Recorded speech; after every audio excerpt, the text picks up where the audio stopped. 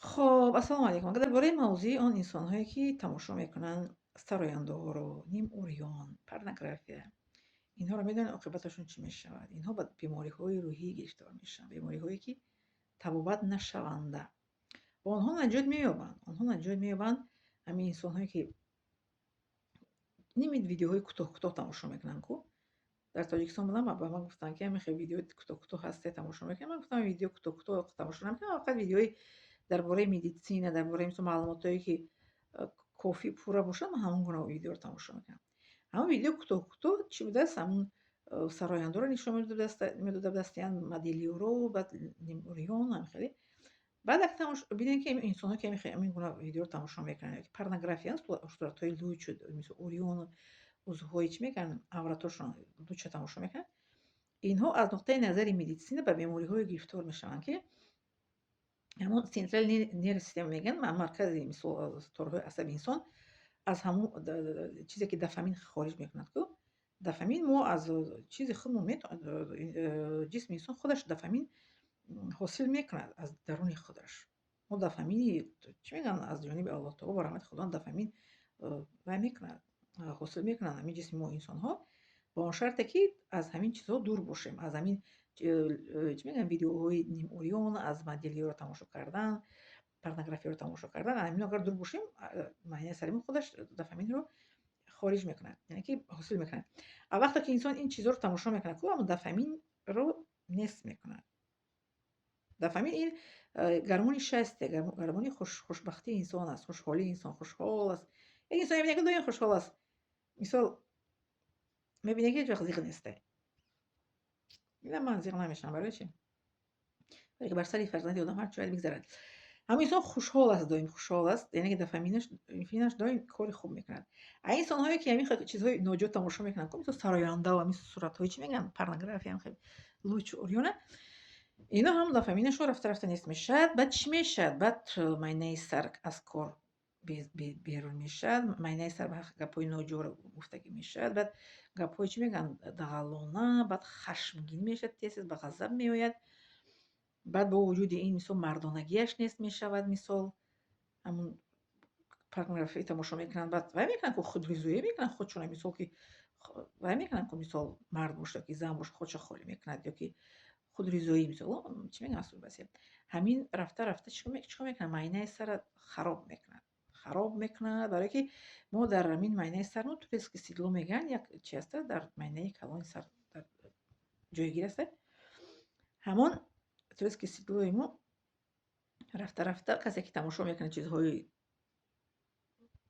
دنیوی میگن که مثل سراینده ها رو مدلی رو همون رفته خراب میشه. خراب که چی میشد؟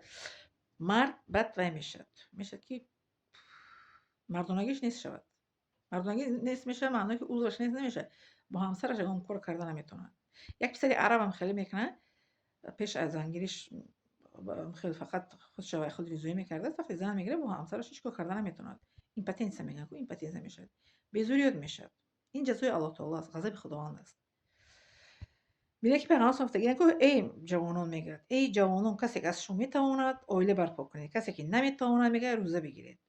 با یک بینین روزه گرفتن همه همین مشکلات انسان چی میشود؟ حل میشود. انسان خواهش شهوانیش آرام میشود، خواهش حیوانیش آرام میشود. انسان مثل که به زنهای بیگانه نگاه نمیکنند، زن به مردهای بیگانه نگاه نمیکنند. مثال در کوچه در کجا که باشه این واحد قرار با هم میکنه که در کوچه که برآمده زن بیگانه رو که دید نظر به پایین پرتوی مرد بیگانه که دیده نظر به پایین پرتوی نگاه نمیکند. اینا همه تاثیر میکند. همین به واسطه چشم انسان وقتی که میبیند که معنی سر فورا قبول میکند. بعد این آورده به آن میرساند که انسان به بیماری های توبت نشونده گرفتار میشود. بعد میگه او توبت میشود، توبت میشدگیش میشد خیلی عذاب میکشه که توبت شود. در این یوتیوب میفهمن که این قسم هاش هست، این کارا رو کنی به شما توبت میشین.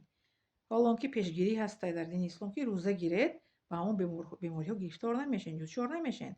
روزه که گرفت انسان کو مثل این دوشنبه پنجشنبه آدمای جوانا کوشش کنین که شما روزه گیرین. التماس ما که به شما هم خیلی مراجعه روزه گیرین که برای که این همین کارهایی که نامعقولی که گفتم سفیدا کامپیوتر میکنین تماشا میکنین صورت هر خیلی رو بعد رفته بعد خودریزایی خود را چی میگن خالی کردن و ماستورباسیون از اینها باید دستکشیدگی میشین برای که روزه آدم گشنه به حال به مدار هیچ دیگه به یادش نمیاد برای که ارگانیسم الکی چی میشه که درون میقپه آدم وقتی این انسان گشنه باشه که یگان کار کلاش نمیاد بغیر از اون که به حال میشه بیمدار میشه گشنگی تشنگی رو حس میکنه غیر از گشنگی تشنگی به حال بیمداری یگان چرا حس نمیکنه یگان فکرش به یگان نمیاد یگان مرد نگاه کنم زنک نگاه کنیم که بیا در اینترنت اینو تماشا کنیم تا کنم نمیشه برای که اینا من تجربه خودم میگم برای که من سال 95 گفتم شما رو 95 در سودان تحصیل میکردیم ما روزه میگرفتیم ما همین روزه میگرفتیم و تحصیل میکردیم هر کجا میریم یگان فکر در کلام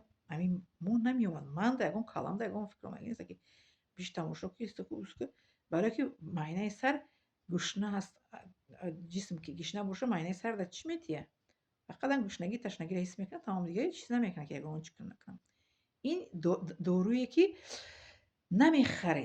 نمیخرید و ده هیچ کجا نمیفروشن روزه رو در کجا میفروشن نمیفروشن میگیرین ختان که روزه رو خسته گشنه شما ختان میشین تشنه شما میشین گشنگی تشنگی رو در کجا نمیفروشن نمیخرن لیکن بینه که همه در دواهای شما باید دوام بخشن من از خودم میگم که من از 95 سال تا حوزی من روزه میگیرم بشه پنج نمیره یک گام رو بر من ترک کردگی نیستم من این الحمدلله که